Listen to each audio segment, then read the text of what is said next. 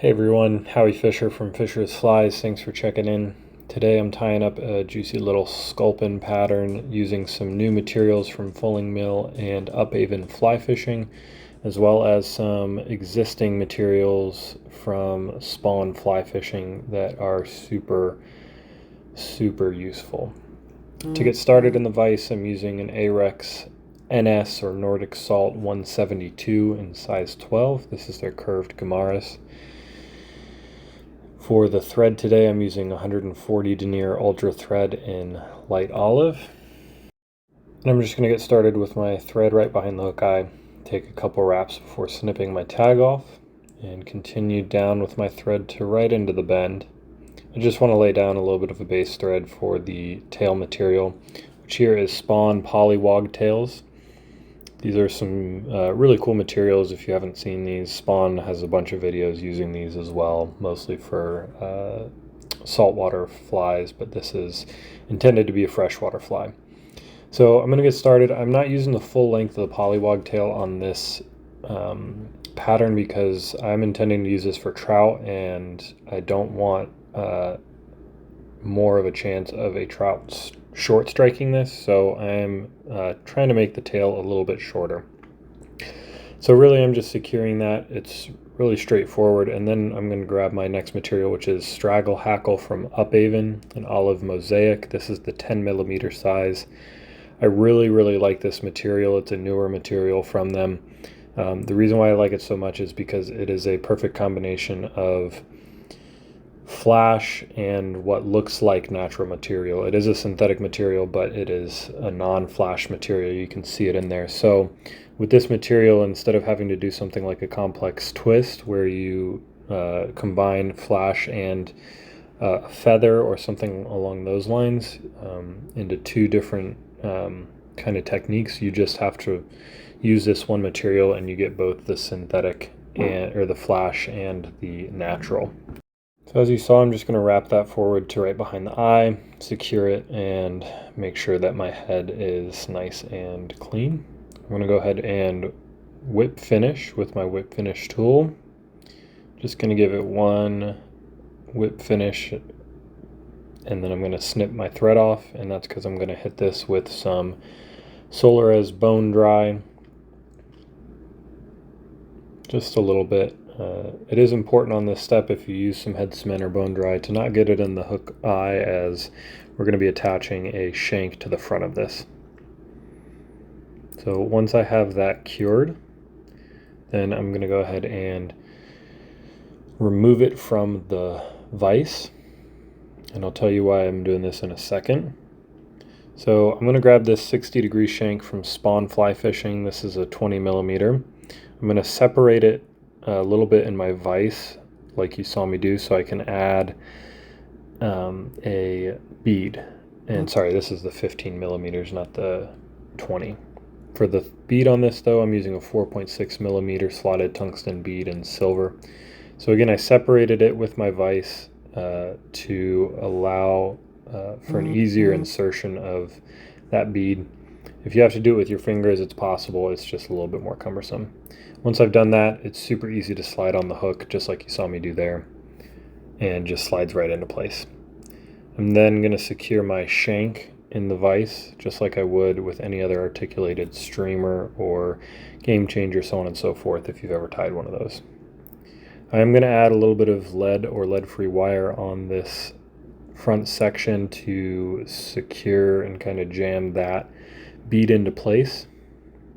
So I'm going to give it about a dozen wraps or so, and then I'm going to slide that 0.010mm wire forward into the bead. Once I've got that there, I'm going to take my thread, which again is 140 denier in light olive, and I'm going to start taking wraps on the shank and then over both shanks to secure that. I have had no problem with this in the past when using these shanks from Spawn, so you don't have to worry about bending the shank back together. As long as you just secure it with your thread, it'll be good to go. I do like to add a little touch of super glue on the rounded part of these shanks. That's any shank for that matter. And really flatten my thread out and bring it up to just about as far as possible before going over the bend of the shank in the back. And this really helps keep that tail in place and make sure that it doesn't foul. If you've ever had a articulated streamer like this foul, with the back section gets hooked on the front, or something along those lines get hooked in the front material, this will help with that. So again, I'm grabbing the Straggle Hackle from Upavon. Here I'm grabbing 14 millimeters, so this is slightly longer than the tail section, to start to try and create a little bit of a taper. I'm just going to secure this in on the top or the side and start taking this backwards. And I'm really bringing this material all the way up pretty much to the head, so I'm going to bring my thread back up to right behind the bead. I'm going to go ahead and give it just a two-turn hand whip finish. Doesn't need to be super secure, but I'm just doing that so it's easier to wrap this hackle forward. So again, using the rotary function on my vise a little bit, I'm going to go ahead and wrap this hackle forward. I prefer to wrap the way I'm doing it right now, usually, to make sure that, especially with longer fibers like this, nothing's getting trapped. So I just turn with my left hand and also preen those fibers back while wrapping that forward. Once I get to just behind the head, I'm not going to go all the way to the head because I do want to leave a little bit of space for the actual head material. But I'm going to go ahead and secure it a couple times, snip it off, and then kind of just clean this up. I'm going to create a little bit of a landing spot, if you will, for the materials on the head to make sure that they don't spin around or don't get secured properly. So you can see there I've got about 1/4 of an inch or less, and I'm just going to go ahead and clean it up a little bit more and make sure that the materials have a good place to land.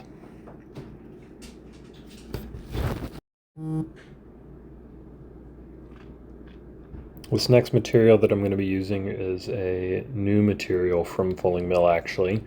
It's a material that I've become to really like. So this is called their Micro Minnow Dub. It's very similar to Senya Laser Dub or Flyfish Food Bruiser Blend. This is a small version, so probably more similar to the Flyfish Foods Bruiser Blend Junior.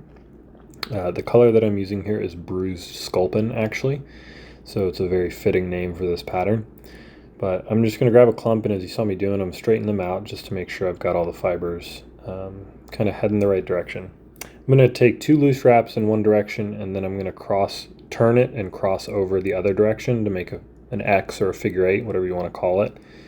And then I'm just going to go ahead and make sure I have those fibers where I want them before I really cinch down on that and give it some pressure. Once I've done that, I'm going to kind of, again, just make sure those fibers are in the right place, push them back a little bit, but you can see right there that I've got them sitting on top. Again, I'm grabbing some more Micro Minnow Dub. Here I'm using tan. This is actually going to be for the belly. I didn't want to go with white because I think that tan is a little bit closer to the actual underside of what a sculpin looks like. And I think that this is often forgotten about on a lot of sculpin patterns, is if you pick up a sculpin and flip it upside down, they do have a tannish or white, a lighter color underbelly. So just trying to get a little bit more natural look on this fly. So again, I'm straightening these fibers out, and I'm going to go ahead and take about an equal sized clump, maybe a little bit less. And what I'm doing here on this specific pattern is I'm going to tie them in, but I'm not folding over this tan bottom color. I'm actually just going to clip off the front section. If you wanted to, if you were afraid of those coming out, you could choose a smaller clump of material and just fold it over on itself. But this is just how I've chosen to do this specific pattern, and it'll make a little bit more sense going forward. For the top of this fly, I'm actually using Sculpin-Stacker Dub, which again is a new material from Fulling Mill. It's the same material, it's just the longer version. So I'm using this for the top because I do want the top of this fly to be that solid darker olive color, again like a more natural sculpin. So again, I'm straightening out those fibers, just pulling out the ends and aligning them to make sure that they're good to go. So you can see that this one is significantly longer than the micro minnow, but I am using the same olive color, which is wounded sculpin. I'm going to give it 2 or 3 wraps and really kind of cinch it down, and then I'm going to fold that front section over and really just coax it backwards. Once I get it where I want it, I'm actually just going to go straight into a whip finish. So I'm going to go ahead and whip finish it twice and snip it off. And the reason why I don't necessarily care about this being exactly perfect or super secure with a lot of thread wraps is because I'm actually going to add some UV resin to add some eyes and just make this take the shape that I really want it to keep. So I'm actually using a newer material from Solarez. It's their Bone Dry Flex, or Bone Flex Dry. If you haven't picked this up or tried it, I highly recommend it. It is super useful for a lot of different patterns, not just this one. So I'm going to apply it pretty liberally and let it soak into that material before hitting it with the light. And I like to hold the material down just again to try and get the shape to stay in a slender but bulky sculpin pattern. I don't want these materials flaring out. For the eyes on this, I'm just using 4mm eyes from FlyMen in red, and so I'm going to just stick those right on top. I'm using some super glue here to try and get those to stick a little bit better while I add that UV resin. And it doesn't seem like they really want to stick, so I'm just going to try and get them to stay as best as possible again while I add the UV resin. And I'm going to go ahead and put the other one on the other side. I'm not convinced there's a science to this. Again, if you look at sculpins, different sculpins have eyes in different places, so I'm just adding eyes. You can add them a little bit more on the side if you'd like, but I'm just going to hit it again with some of that Bone Flex Dry and just on the top of this, just to make sure that those eyes don't move since they're not really sticking to that super glue. Again, just going to hit it with that UV light, and then I'm going to saturate the rest of this head. You can honestly do as little or as much as you want. I'm going to give it a pretty good soaking here. Again, I really like my sculpins, especially this pattern, to be more slender.